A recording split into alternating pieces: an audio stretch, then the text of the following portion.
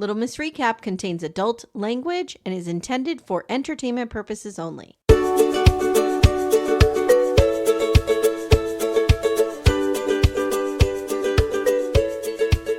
Hi, everyone. Welcome to Little Miss Recap. I'm Amy. And I'm Becca. Hi, Becca. Hello. How are you? Happy Monday. Almost said happy Tuesday. Listen. I don't know what's going on with me, but I feel like I'm seeing the world for the first time ever. Okay. Because I've been pushing myself to go out more into this world. Good for you. And so today, I did all big girl stuff by myself. Ooh. Yes. So we're recording this. It's December 9th. It's Pearl Harbor Day. Oh. Right?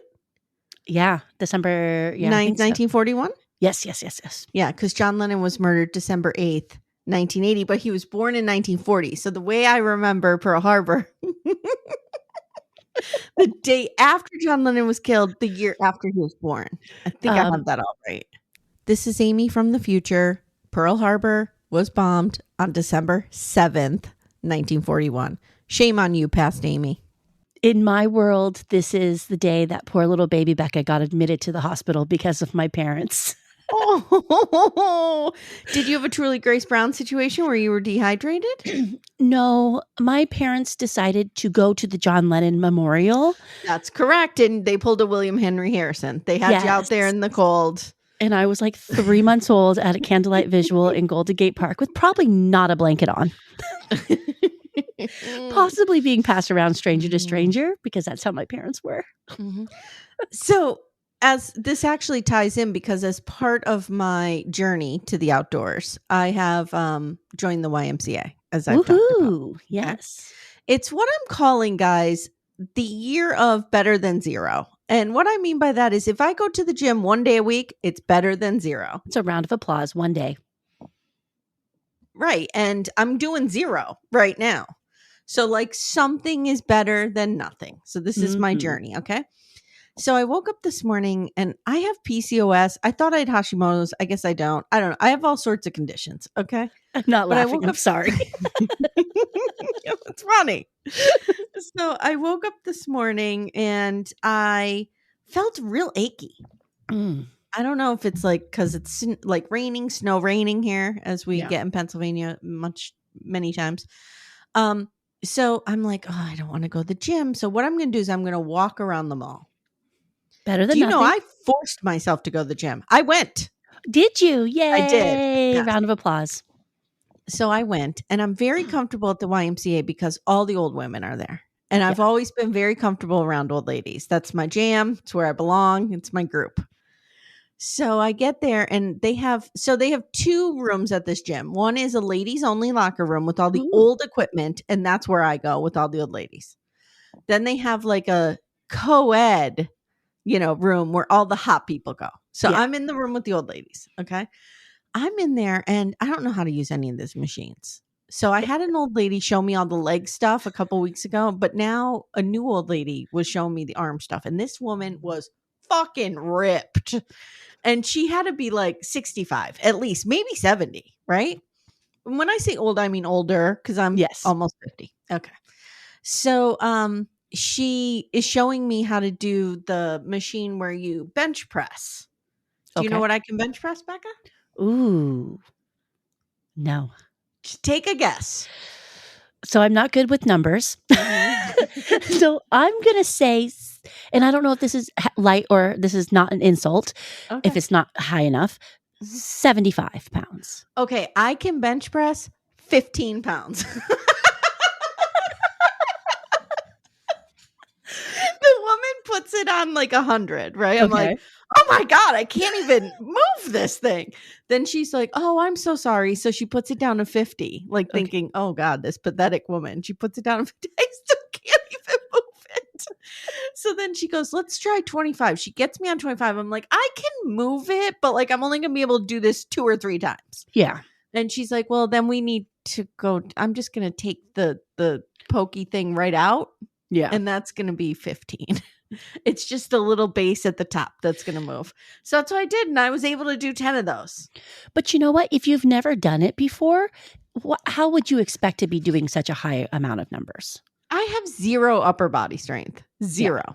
Like I couldn't get out of a pool in the apocalypse if the ladder wasn't in place, let alone be able to like pull myself up onto a building or anything. Like I'm fucked. Yeah. So I need to get that number up. But right now I'm benching 15.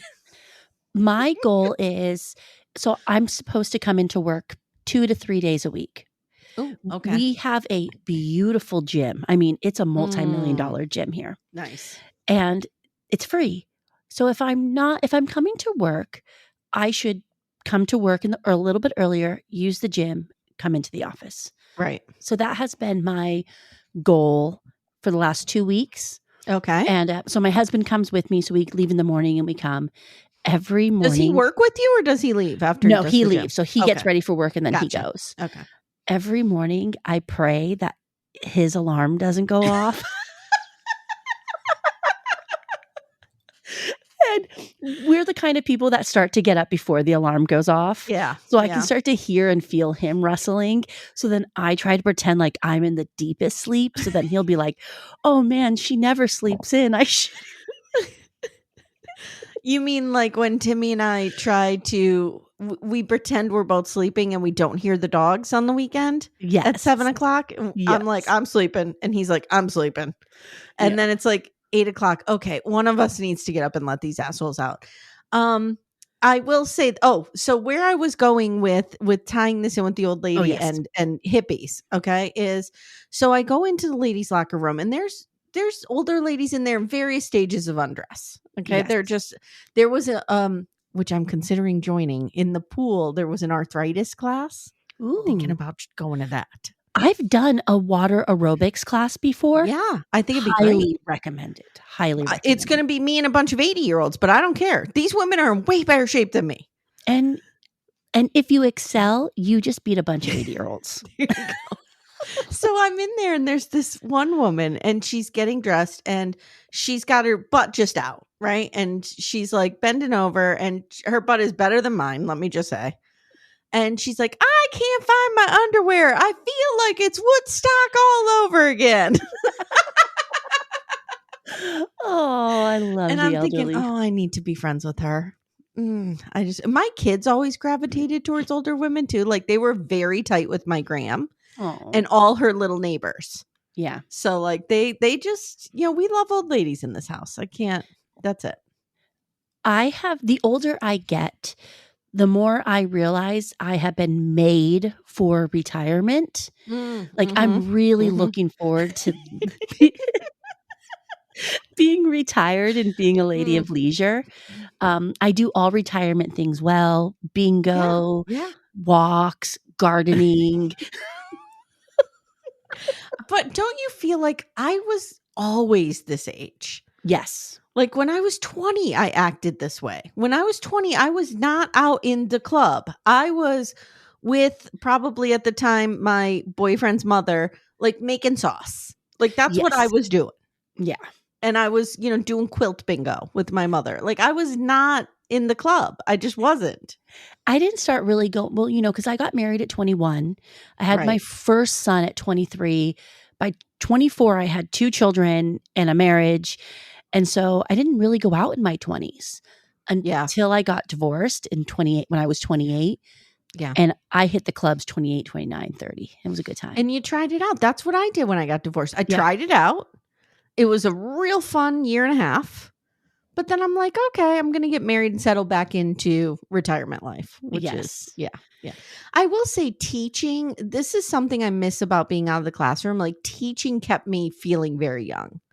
Yeah. I was around 19 and 20-year-olds all day. And it was like, even now when I go to therapy, my therapist is down on that campus and I see all the young people. I'm like, oh, I miss that. I really do. Yeah. But, now I'm at the Y with the seniors. Now you're helping Betty look for her underwear. And I'm loving every minute of it. Oh. All right. Are you ready to talk about this? Ties in because we're talking about later daters today. I love all these later daters. I think they're so cute. And I love the revelations that they're having later in life. Me too. Me Yeah. too. I feel like we're getting all the emotional goodness of the Golden Yes. Bachelorette, without the bullshit of it being like that kind of competitive reality show. And that's what there's no competitiveness. They're not No. they're all living this experiment as they're kind of talking about it, but Yeah. they're not like vying for anybody within the group. So it Yeah. eliminates that competition. Yeah. I will say something funny. So there's been some bubbling up on the Reddit, if you will, Ooh. that some of these people, Robert in particular, I think he was the one that dated Pam, right? That had just his arms crossed the entire time. Yeah. That he was like an extra, or he was a cast member on some show, or he was on another reality show. And I'm of two minds of this. Number one is maybe they are just bringing in people to practice. Like the whole goal of this is that they practice dating. Yeah. Right. So like, I don't think they're trying to find their love match. But secondly, I'm like, well, even if he was on another reality show, like actors need to find love too. Like this could be real and he's an actor. And I You know think what I mean? once you kind of get it in your head that you want to be on a reality show, I do think you get in a bucket of reality show people. Agreed. And because we see a lot of crossovers of people on shows, or Yeah. they were an extra in this show and now they're on this show. So it does, I don't think it takes away from the show that Robert was an actor. If you're asking me, did Michelle Obama trick us? I'm going to say no. She would never. The only tricking I feel is that there is no Michelle Obama in this show. Right. Yeah. Where is she and her husband? And can they just do a pop in for every date, or just a pop in at my house? I'm available. Like instead of the Lachey's, we get the Obamas. Missed opportunity. Missed opportunity. All right. So this is Later Daters season 1, episodes 3 and 4. I hope this is season 1. I hope we get season 2 of this. I hope we do too. I think this is something that could go on with a bunch of like, it doesn't feel like it would get stale to me like The Bachelor or The Bachelorette. I agree. Stale. Also, I just want to say up front, guys, if you're waiting for the Yellowstone corner, it will be at the end. I don't know why we're mixing these two shows together, but we are. Cowboys and the oldies.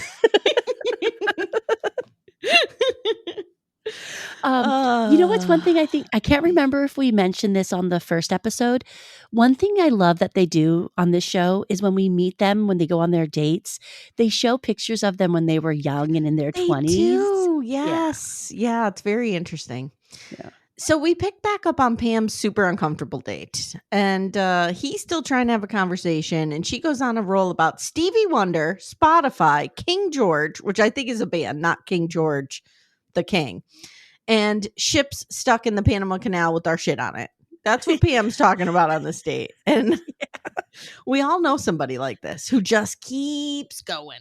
Mm-hmm. And the best is when I call my mom sometimes, she go like, it's like an in media res situation. Like I'll call her up. I'll be like, I call her every morning. Right. So I'll be like, hey mom, what's up? And she's like, so then I was like, and she just picks up in the middle of a story. It's usually true crime related. It's usually as of lately, John Benet Ramsey related. Yeah.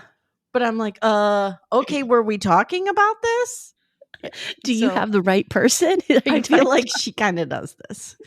So she calls Logan, and she's honest, Pam is. And she's like, look, I babbled. And Logan gives her great advice. She says, next time I want you to work on being interested, not interesting. Now, I have a question for you. Mm-hmm. This woman snagged a rock star. Yeah. What are you doing, girl? You had game at one time. There is something about Pam that I love and I hate. She really reminds me of my mom. There's very strong. Right. She's triggering for you in some ways. Yes. But then I feel like Pam also might be triggering to me as me because I'm an interrupter. I'm the worst. It's something I really, really work hard at. And when I feel myself do it, I'm like, oh, you jerk, stop interrupting. I babble when I'm nervous.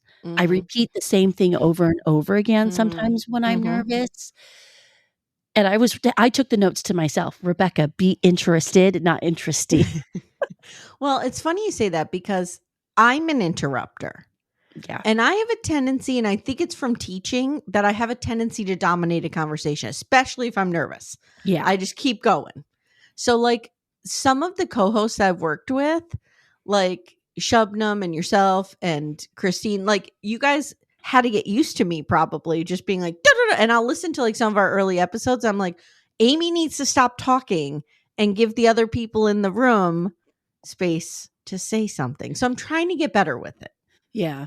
And I am trying to get better with my interrupting. And when I've really noticed it when we podcast and I'm like, oh shit, did I just interrupt? Like, am I? But that's I'm interrupting you right now, but that's my point is I don't give you space. So you have to interrupt me sometimes. So, Amy, be more interested, less. But it is like a nervous thing that I just dominate. I can't. So I'm working on it. So I feel like Pam held a little mirror up to myself that I'm not really liking. Yeah. Anise and Nate are debriefing separately. And Nate says, I got a beautiful and confident woman who was slightly out of my age bracket. And ironically, the old hag of a woman that he doesn't want to date is upset that he's not active enough. And I mean, I think both of their takeaways were pretty spot on for each other. I wonder why he was so adamant that she couldn't be 62. First of all, women live longer than men. Second of all, she's in she is in peak physical condition. I mean, she would be in the co-ed room at the Y. She's not going to be in the old lady center. She definitely looks like she's in her 40s. Yeah, she looks way better than I do. Yeah. If Timmy came home to that, he'd be thrilled. So the best is, okay, so Anise and her daughter, Dwayna, I think that's how we say it, right? Yeah. They are the stars of this show. They need their own spinoff. They need a reality show, Life with Anise. I just watch her all day. It's fine. She's climbing an active volcano. I want to know where the daughter's going all the time when she's like in the towel, just talking to her, getting ready. I'm like, where are you going? Yeah. So Anise is like, I hiked an active volcano. And Dwayna goes, Mama, is not being black and being a woman enough? You have to hike a volcano? And her daughter says Anise is not comfortable initiating asking a man out. She's like, that's the boomer in you. And Anise goes, no, that's not true. Remember when I dated that multi-million-dollar mogul and I asked him out? And she goes, wait, did you fumble the bag, Mama? Because why are we not living better? I'm dying. Timmy and I were watching this because I watched it twice. So we were watching it in bed the first time. And we're both giggling like crazy at these two. Yeah. Hey everyone, stay tuned. Little Miss Recap will be right back after these words. Amanda. Amy. For our sponsor, Lumi Gummies today, I have an idea. I think we should do a rapid fire bonus round. Which 90-day celebrity stars need a Lumi Gummy or have taken a Lumi Gummy maybe? Okay. Madeline. Oh, I have her on my list too. Manon. Manon could really use indica. Yeah, to calm her the fuck down. Calm down a little bit. I think Jenny could use a sativa to maybe up the energy a little bit. Because there's none there. Funny you mentioned Jenny. I have Sumit's aunt can use one definitely to chill out a little bit. She definitely could use one. This is a wild card. Florian could use one.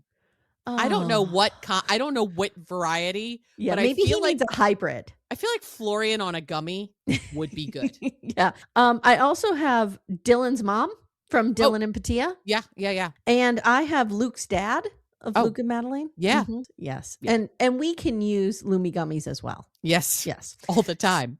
Consistent, mellow, and super delicious, Lumi Gummies are specifically designed to make you feel good, not stoned. Whether you're looking for an end-of-the-day de-stressor, a midday mood boost, or help getting the best sleep ever, Lumi Gummies has a strain that's right for you. So, Amanda, our flavor that we like a lot in this home is the sour strawberry cookie hybrid. Ooh, is it particularly sour? It's not super sour because I don't like sour things. Yeah, I don't either. But I just find that it's the perfect blend of up and down. It's right in the middle. Nice. But you feel good. I really like it. I'm a hybrid girly myself, and I'm going to go with the watermelon sorbet because I do enjoy watermelon, and it's just a nice, cool, chill evening of watching TV. You know what I need to do? I need to take one before Sister Wives comes out. Before I meet my arch nemesis in the ring. Yes. I think it would help you a great deal. I think it would help Cody Brown a great deal. Oh, absolutely. Absolutely. Yeah. Guys, Lumi Gummies are available nationwide. Go to lumigummies.com. That's LUMI gummies.com. Use code Little Miss Recap for 30% off your order. That is Lumi Gummies, Lumi gummies.com, code Little Miss Recap. Lumis.com, code Little Miss Recap. It's 30%, and the link is in the show notes if you guys need it. So at Suzanne's, we're back at Suzanne's. So when I was watching it, I couldn't wait to talk to you about her because I can't wait to hear you do your Suzanne. It's ridiculous. So wait till you hear, when are you guys going to hear this? Oh, it'll already be out. Wait till you hear me imitating Stacy on Stacy and Florian on Last Resort when she has a breakdown and she's sobbing. Shubnam's just there like, oh my God, I can't believe you're going all in on this. I did every line back and forth. Oh, Florian and Stacy. Oh, I love your Florian. So she tells everyone, they're grilling turkey burgers, and there are 85 dogs in this house if there's one. Okay. She has a lot of dogs. It's a lot, and they're all little Bijans. And I know this because my stepmother is Bijans, and they look identical. So she tells everyone about her dates and how she's playing hard to get. And her son very nicely says, well, you should play hard to get. You're a catch. Yeah. And she says, look, at my age, I don't want to be a nurse or a purse. Write that one down. Merch alert. I loved it. I'm like, girl, me either. First of all, I don't have the ability to be a purse, but I sure as hell don't want to be a nurse either. Oh, I don't have the ability to be a nurse. No. So she likes Avery because he's a charming fella. There's not a G to be found in this house. No. And she hopes she can get over the Alabama thing. That's her red flag. And in fact, I texted you. I'm like, whose red flag is you don't like the same sports team as Okay, so I was thinking about this. I actually do have a comparison. Could your sister wives watch her, correct? Yes. Could you date someone who was a Robin fan? Oh, are there Robin fans? Or a Cody fan? No, there's no Cody fans out there in the world. Could you date someone? You're on a first date with someone. Let's say his name is Joe. And Joe comes walking in and he's good looking. He's got everything you're wanting, right? Yeah. Your husband's dead at this point. R.I.P. Right. And so you're sitting with Joe and Joe's like, you bring up sister wives. And Joe's like, I'm just so tired of how everyone piles on Cody. This guy's just trying to support his wife and kids. I would get up and say, thank you so much. This was a wonderful opportunity to meet you, but I have to leave. And then you'd go try to get some Wiccan to raise your husband from the dead and go back in time. I do have a good friend who has a very specific date in her head, and it does correlate to a 49er Cowboy game. And she's like, oh, that game ruined my family. That game caused my parents to get a divorce.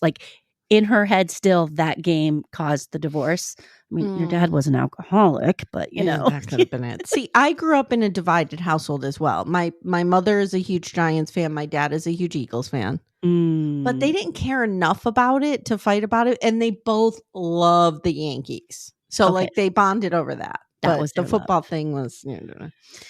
All right. So now we see Anise getting ready for her second date. And she's going to go out with a white man. Mm-hmm. And she talks about segregation, especially in the town where she grew up. And in her confessional, she tells Dwayna they're together. She goes, you helped me with this situation because in 8th grade, you fell in love with that little white boy. And she goes, and I told you could have this fling, but you are bringing home black babies. And then I realized that was wrong and I had to take it back. And her daughters, just the facial expressions alone, I was hysterical because every time her mom opens her mouth, she just makes another great expression. I agree 100%. So now Dwayna goes, Anise goes, you helped me grow past that when you loved that little white boy. I think his name was Chris. And Dwayna goes, it was not, it was Michael. And Anise goes, was there ever a Chris? And Dwayna goes, no, and I'm pretty sure Michael went to prison. Timmy and I were dying laughing. I was dying. So later we see her getting ready for this date. She's a smoke show. Oh my. She has a black dress on. She has a short wig. I mean, this woman. Yes. First of all, when I get wigs, which we all know I will need soon, I'm calling her wig person because damn, they're beautiful. Yeah. Yeah. I think anyone who wears a wig, like, I'm impressed with wigs. Like, how do you do it? How do you put it on? I know. Like, I know. I have such a humongous head. I've talked about this many times. I have to get extra large wigs. I don't know what's going to happen. Like, especially made for your own head. Right. Like they can mold it onto a basketball and then give it to me. It'll work. There would be no resale value in your wigs. No. So now we get these interstitials throughout, like with where they're talking about texting and ghosting, and they're funny. And Nate, there's this scene where Nate's trying to get ESPN on his television. ESPN. And then he's like, whatever. And that's me. So relatable. So now we meet a new single. Her name is Lori. She is 57. She's divorced. She's been single for 15 years with 2 kids. She has 2 jobs. One, her daytime job is she is a student engagement coach, but at night she's a celebrity media correspondent for ATL Plus magazine. Whoop, whoop, girl. Whoa. And she's like on a red carpet and shit. She's going to meet John Legend. I'm like, what? And she has a very specific style to her with the short hair and the glasses. Yes. Yeah, she's gorgeous. All these women. I'm like... So she hates dating, but she does want to be in love. And she tells us every day when she comes home, she sits in what I call her car apartment. Yeah. Just sitting in there waiting for, and I'm like, do you have children inside? Is that why because that's why I sit in my car. Yeah. And then she says, maybe it would be nice to come home to someone. And we see her getting styled up by her stylist. And it's weird because Diana is her stylist, but she's just sitting there watching Kennedy, her daughter, style her. Yeah. So I'm like, is she in some kind of apprenticeship? What's happening here? And Lori wants someone who's not intimidated by her. And she tells us that she has a friend named Felton. Mm-hmm. Felton has a very unique look, too. Yes. He looks like Elton John, maybe in the 70s, his style. Yes, he does. He does. With those glasses and with the little rhinestones on the bottom. And he's got the little top hat. Very cute. And she says, I really like this guy, but I think I'm in the friend zone. So I need Logan. And this is what makes me think this show, there might be actors on it. Because she's like, I just need to learn how to date and how to get out of the friend zone. But this guy we see her meet with is not an actor. No. So now Logan visits and she tries to tell Lori that her glasses are a mask to the outside world. And Lori's essentially like, fuck off. The glasses aren't going anywhere. And I felt like Lori was being a little, like, tell me what you don't. Like, she was kind of poking at her to give her a negative, and Logan was trying to spin the glasses in a not negative way. Like, Logan was trying not to say, those glasses are too much. You need to take it down a notch. Yeah. But that's what Logan was saying. Yeah. But you could feel Lori's personality kind of was like, you want to go tick for... were up. Mm-hmm. Yeah, you want to go tick for tack with these glasses? Yeah. Yep. So, Lori works a lot, she says. And she says her family is just her and the kids, and they have a great relationship. And it's funny because she says something about her 2 kids being shy. And Logan is like, wow, I'm surprised that you have shy children because you're such a big personality. And she says, I'm so cool. I get put right in the friend zone.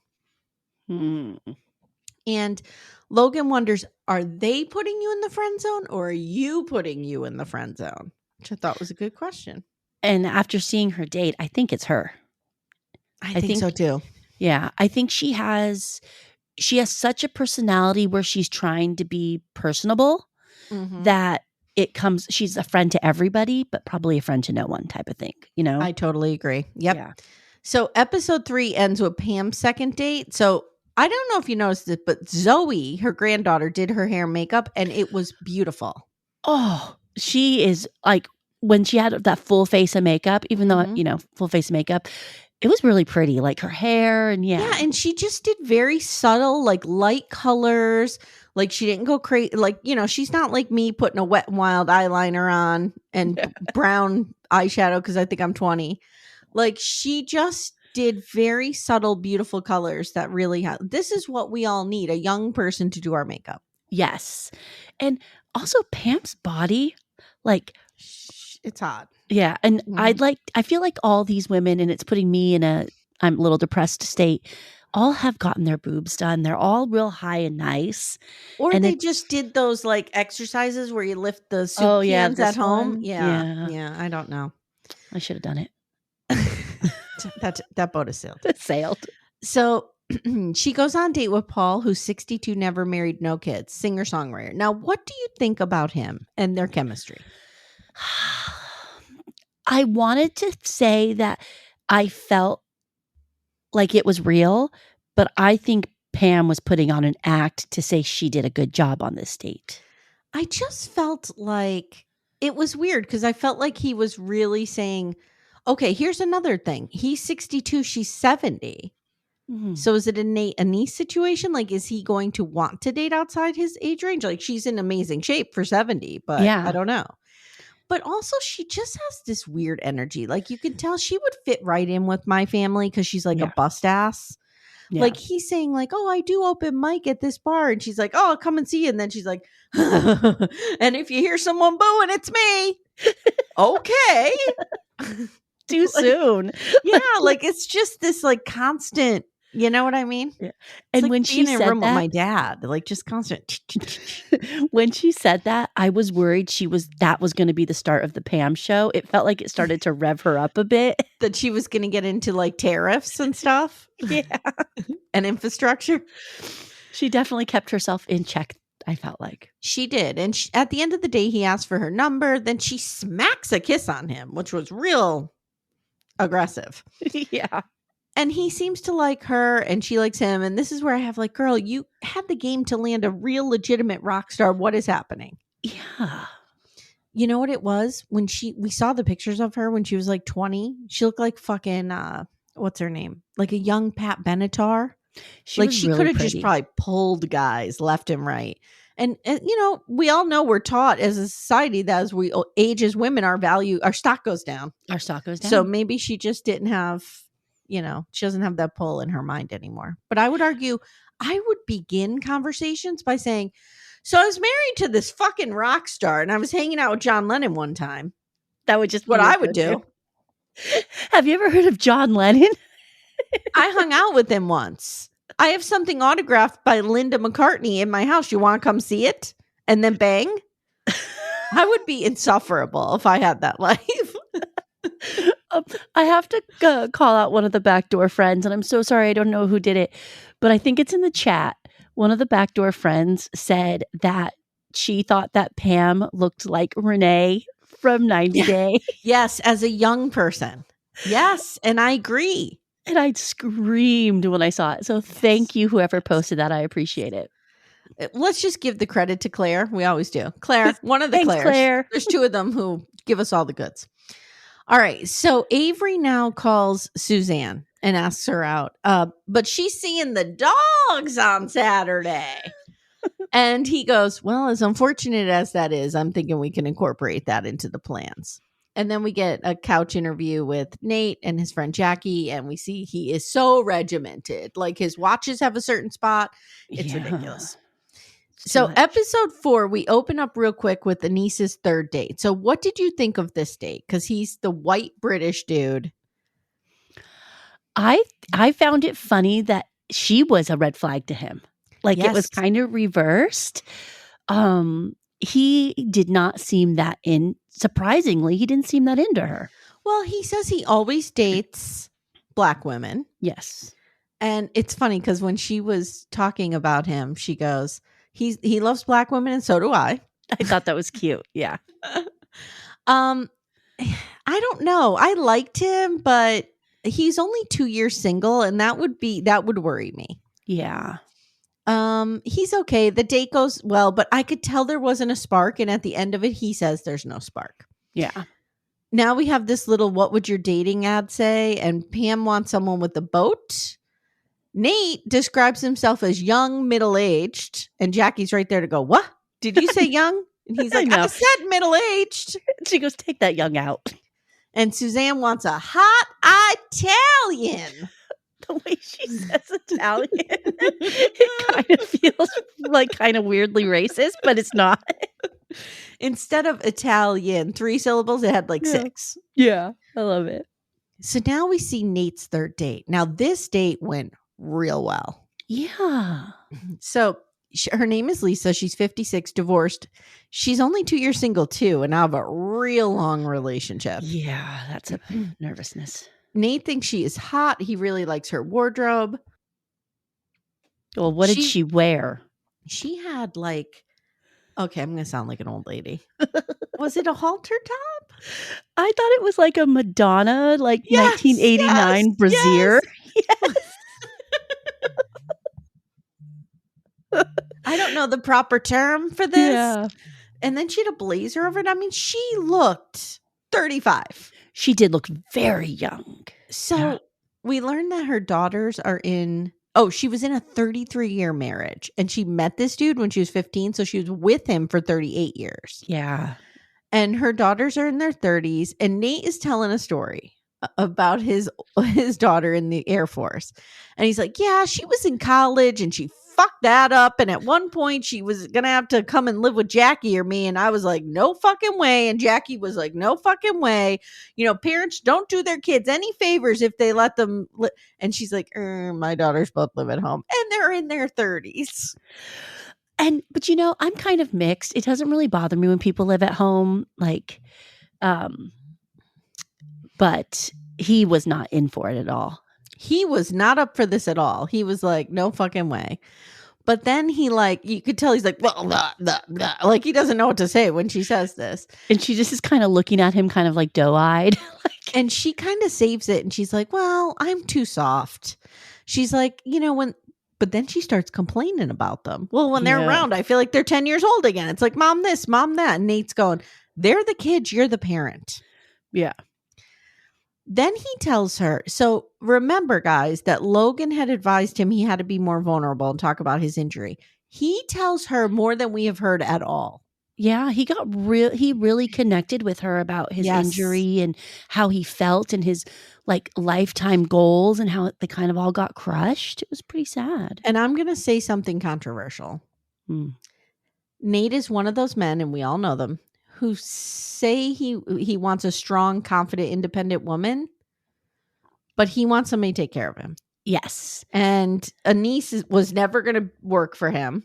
No. This one, I'm not saying she's not strong and independent, all those things, but this woman presents as a caretaker, as do I. So I see it and I know it. Yes, she does. And that this is what he needs and this is what he wants. Like Logan needs to work with him on what do you actually want? Maybe you want a woman who can take care of herself, but is also going to take care of you a little bit. He definitely needs a woman who is more tender-hearted. Yes. And Lisa seems tender-hearted. Yes, I agree. So she even says to him, I brought my phone for us to do selfies. And he is digging her. And when he talks to Logan, he says, look, I'm digging her and she's great, but I'm going to wait and make my final decision after I go through all of the process. And Logan's like, okay, I don't know if that's a great idea, but all right. And she kind of tells him, like, you could miss your window with Lisa. Like, yeah. Yeah. Now we go to Lori's first date. And did you see her taking the selfies with the vines from her plants? And her daughter and her did a whole photo shoot. Oh, God. So, all right. Her date is Ty. He's 59, 7 years single, 3 kids, investor. I didn't get how many times he was married. Sorry. Was it once? Was it twice? Was it 3 times? Let me see. Already? I have it. Ooh, let me see. Sorry. Oh, it didn't say. I didn't write it down. Yeah. So they mustn't have said because I didn't write it down. You didn't write it down. Yeah. Okay. So she gets there and he immediately notices her feet. Okay. Intensely. I'm not going to shame anybody for your kink. Whatever. Fly your freak flag. We don't care. Do it. But be a little more subtle about it, dude. He was like, nice toes. Right. Save that for like the end of the night. He was all about him. So immediately she says to him, I feel like I know you. I feel like I've seen you before. Yeah. And they talk about their careers. He says he loves talking about things that matter. And she's like, are you a foot person? He says, yes. Lori asks him 100 questions. And it was just like, bam, bam, bam, bam, bam, bam. It was off-putting. It would have been off-putting for me. And she calls him out for like, why are you looking to the side? Why aren't you looking at me? It looks like you're trying to avoid something. Like, now he tells the camera, did you see how she was picking apart my behavior? Oh, I just like rubbed one out thinking about it. Give me those feet. I'm like, whoa. Then he admits that in his past, he was a narcissist. And she's like, red flag. But he's like, no, I've worked on myself. Now, a bigger red flag to me would have been on their second date, he wants to take her fucking bird watching. Was that a joke? I couldn't tell. I don't think so, because he started talking about the teal feathered cockatoo or something. I was knew like, an actual bird. No.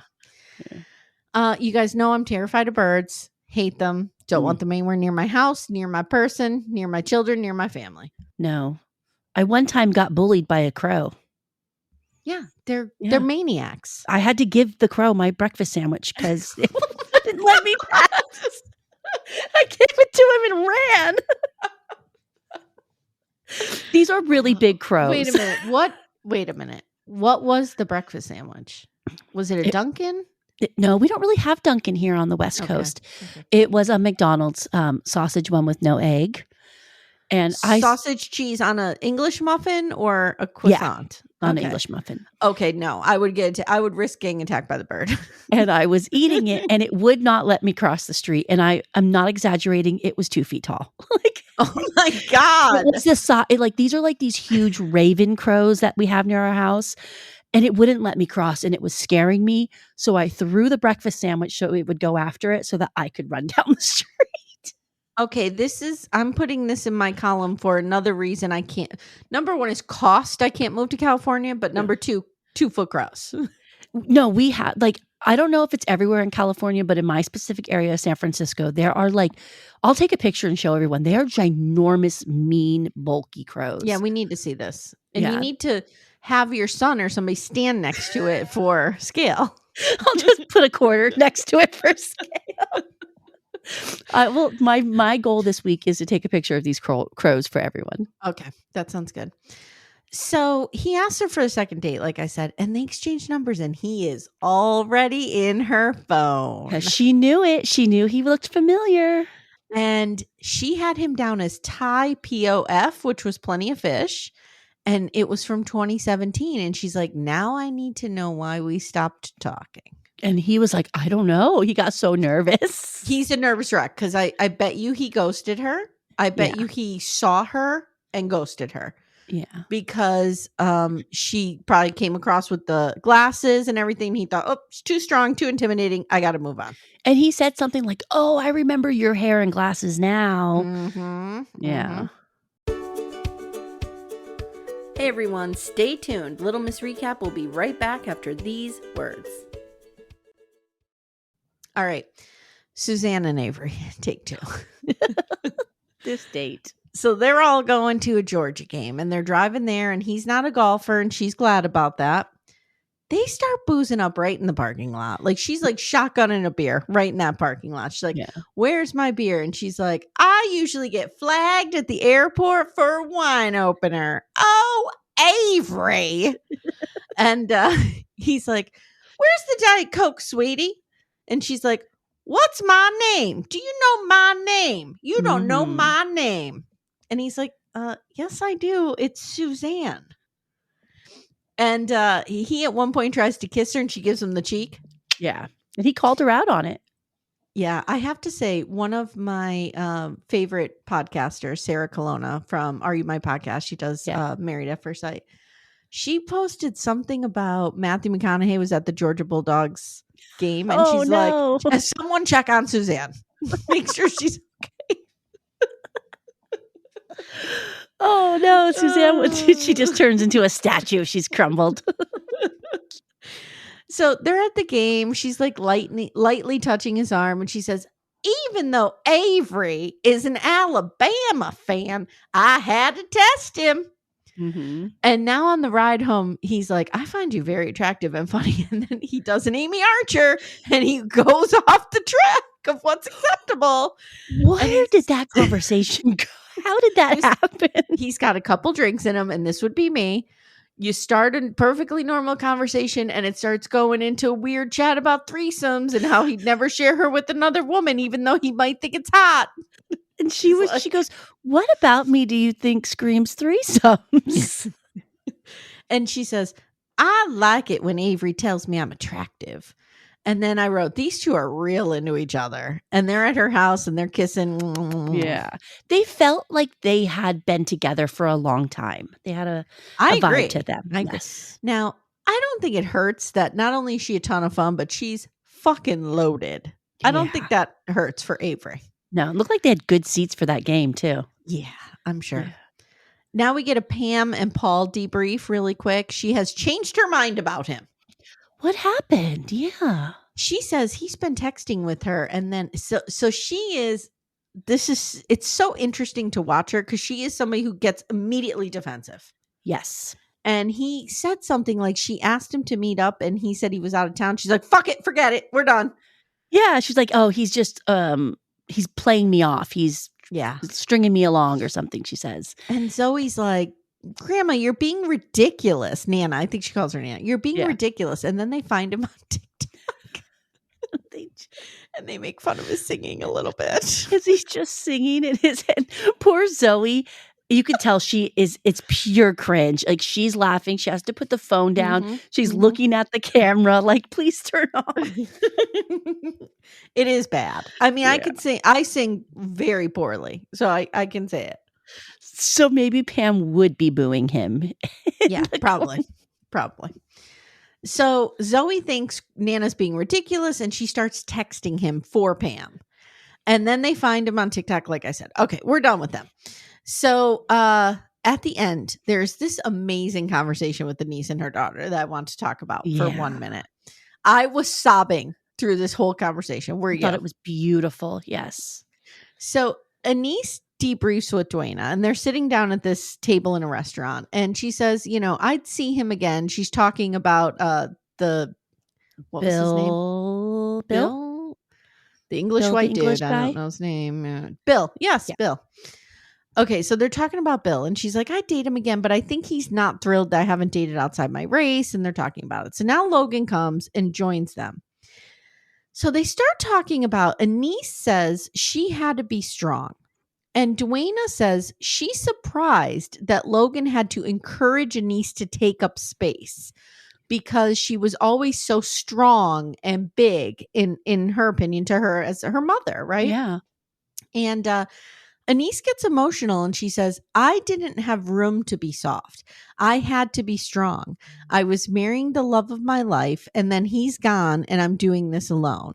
And she tells the camera, that was the most difficult thing I've ever done, but I knew I had to do it. Yeah. And Anise says she feels like, and this part just resonated with me because she's like, I feel like I have grown, but my children still see me in the same way and they don't give me any room to grow. And if you look for the same thing, you're going to find it. And Dwayna admits like that might be true. And Dwayna says, I have so much empathy and sympathy and respect for her journey. And I honor her journey. And Anise starts to cry. And I was sobbing at home. And I think that it is how your children see you. Your children do see you in one way. Yeah. And hopefully it's in the best light that anybody can see you in because they kind of have been along in this journey with you, right? Like they saw her deal with it and move on and become successful and raise them. So she did only show them one side of her. It's interesting, right? Because I wonder if Dwayna is a parent. Because I think our opinions of our parents, especially our mothers, change a lot when you have your own kids. For the better or for the worse. You know what I mean? But your perspective definitely changes. Like I find myself giving my mother so much grace. Yeah. Now that I'm a parent. And I did not have that grace for her, 20 years ago. I think the internet showed me this one day a while ago. I think the best statement I've ever heard is your mother is doing this journey for the first time too. Yes. Like this is your mom's first time doing life. Don't think I haven't sent that meme to my children 15 times. It's actually what I'm talking about. Off, bitches. It's my first time here too. But it's true. And I think sometimes we think our parents know more than us. And they were really, I think about my mom. She was just a 21-year-old girl from the thumb of Michigan in San Francisco.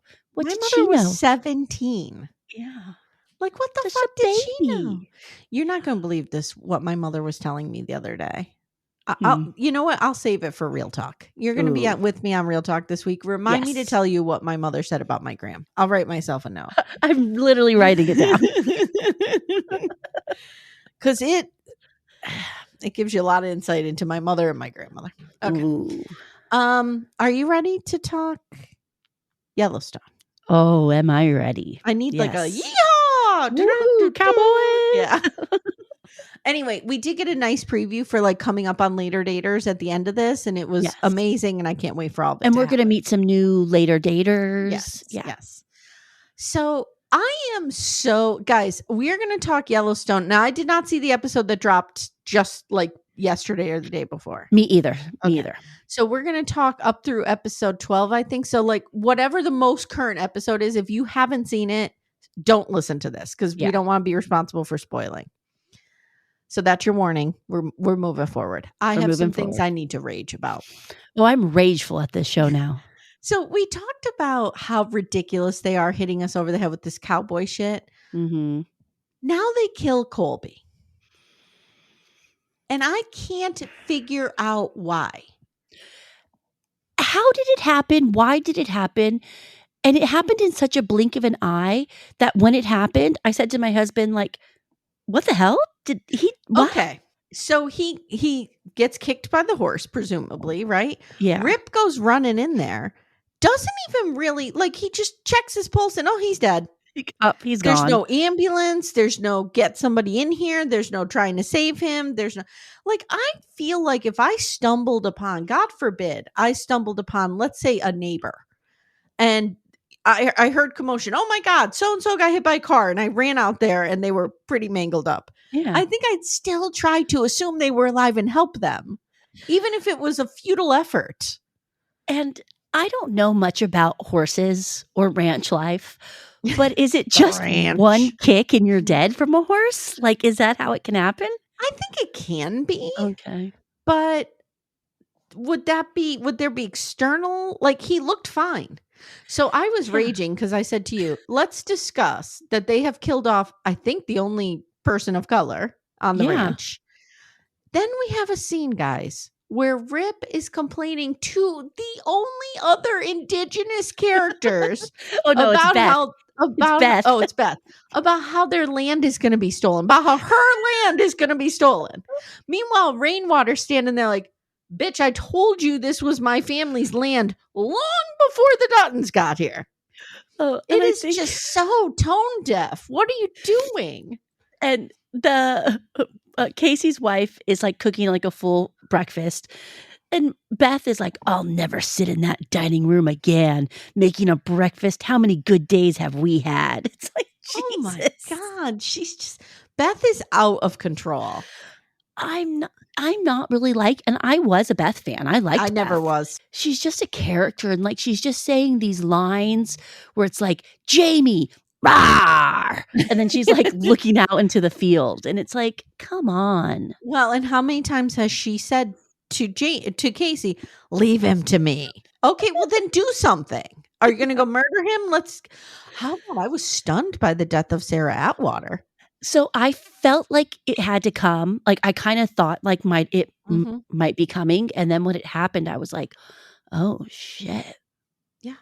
Then Casey holds a fucking gun to a 10-year-old's head. To be honest, I still don't think that should have been shown. That was a misstep, Taylor Sheridan. What the fuck are you doing? When Steve and I were watching it, and he's like, I can't believe this got past standards. Like, especially where we are in our culture right now with guns and children. Yes. Like, and you think like if I'm a writer, okay, and I'm writing that scene, let's say I'm high on, I just took a bump of coke off of Taylor Sheridan's ass, and I'm writing this line. I'm going to be like, Casey is going to have a flash of conscience and lower that gun in a second. Yes. Because that is Casey. But no, he's like, you should be fucking scared, you little bitch. I'm like, what? I know. The way he spoke, I could have felt that scene would have been better if he didn't speak to the little girl at all. Yeah. And he was, kind of provoking her, like, oh yeah, you should be scared. And the way he was speaking, there should have been no dialogue. It should have been all between him and the dad, the assassin. And the gun should have been held to the back of the dad's head. Yes. But I'm here next to your daughter. Yes. You know what I mean? I'm stunned that made it. Is that going to be on CBS, like prime time? Oh, I forgot they replay these there. Yeah, that will be interesting. It was bizarre. So I was also shocked after Casey did that and he gets out of their car and he gets into the SUV.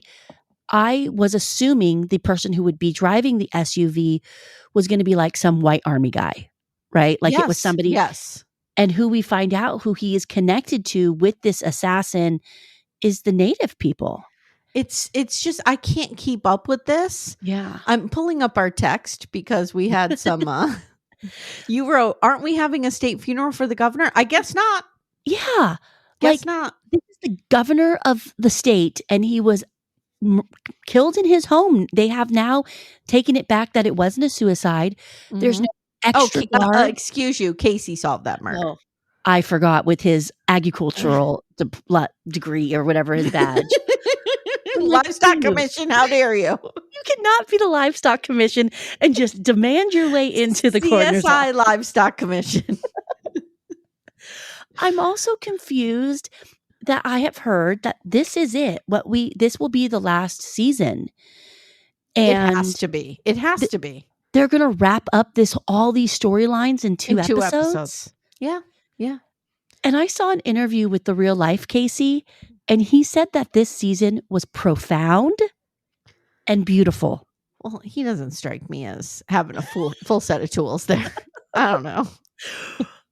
I don't know. But now I'm Team Jamie because I just want him to take out Beth because she's so fucking annoying. And how is this all gonna? I know I'm gonna be mad at the finale. I'm gonna be mad. I feel like they ruined this show. And when Kevin Costner said he wasn't coming back, they should have just ended it. They should not have come back. I want to say something real quick because I know there's a lot of Beth fans out there. The problem I have with Beth is she could be such a good complex character, and I think she was in the first two seasons. Yes. But now she has turned into this two-dimensional person that just vacillates between rage and horniness. Yeah. She's either horny or ready to burn everything down. And it's like it gives her no depth, and she's just that's not compelling to me. Like I would go to Cody if I want to watch someone just rage and be horny. Yeah. And I'm watching Landman, which is also Taylor Sheridan or Landman. And I know, like, where am I on like 1989 on the phone? Steamy drama about two people just attached to their phones. Will they find love? Isn't that Love After Lockup or love during lockup? Pretty much. But I'm watching this other show, Landman, and the women on that show are written, and I'm really noticing it where it's just like, I'm blonde and I have big boobs and I live in Texas and I love oil. Okay, I made you dinner. Now bang me. It's like. Taylor Sheridan is notorious for not having a writer's room. He's in there by himself putting these out, and it shows. And the whole ego stroking nonsense of his cameo it's not even a cameo anymore. Now he's just a character in the show. Yeah. Ripping on Jimmy, basically calling him a pussy because he cares about people. Taylor Sheridan needs to go away now. He's done. I've canceled him. I also got mad at Rip because it's like Rip couldn't talk to Jimmy on the phone. Yeah. He just said, "Oh, you take care of it, horse seller." I just don't know what has happened to the show. Do you think the fame went to Taylor Sheridan's head? I don't know. I don't know. We got to wrap up though. I know, but go ahead. Final thought. Did he just get too popular and have his hands in too many shows and now he doesn't care? That's what I'm wondering. Is he a part of Lioness? Is that his show too? I think so, right? Now everyone is saying that's really, really good. He's a good writer. We've seen him do it. Yeah. I don't know what's happening here. Did Yellowstone just get to his head with the endorsements, the deals, the notoriety, the fame, the lawsuits? It is. It's an American spy thriller created by Taylor Sheridan. I don't know. We'll keep trying to figure this out. Next week when we talk about Later Dayers, we'll talk about Yellowstone. Yeah, I'm going to keep watching. I'm going to keep raging. I'm there till the end, just like Sister Wives. I'm there till the end. But it's going down quick. Yeah. Luckily with this one, we see an end in sight. Sister Wives, who knows? We'll be there forever. All right, guys. Thank you so much. Yes. Becca, thank you for taking time out of your day to talk about this with me. Oh, of course. Anytime. And guys, if you want to hear more, Becca, she's going to be on Real Talk with me this week. I'm very excited. I've taken some notes. That is our chatting about life and love and family and everything else. And that's on our $15 tier. And that comes out every Friday. Excited. All right, guys. Thank you for listening. If you haven't already, check out our Facebook group, Backdoor Friends. Link is in the show notes. We welcome you there. And we'll see you next time. Bye, guys. Bye. Thank you so much for listening to Little Miss Recap. If you'd like to support the show, the best way you can do that is to join our Twin Flame universe, which is our Patreon, Supercast, and Apple subscription feeds. The links for those are in the show notes. You get ad-free episodes and a ton of bonus content.